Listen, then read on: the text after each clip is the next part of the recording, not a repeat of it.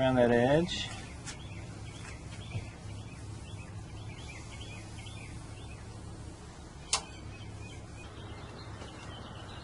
Okay, so our edge is all primered.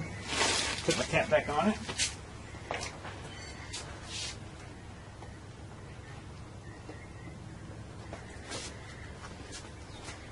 Stuff smells nasty too, by the way.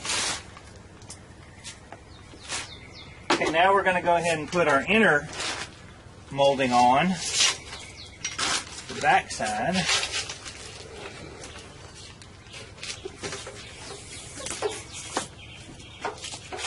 And the thicker one is the inner one, and the thinner one is the outer one. Believe me, it took me a minute to figure that out.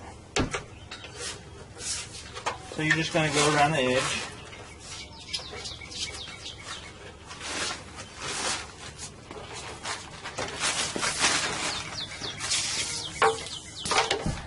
Working it around that bottom edge. This is your inner reveal. Making sure that it's all the way down. It's pretty it's really just decorative.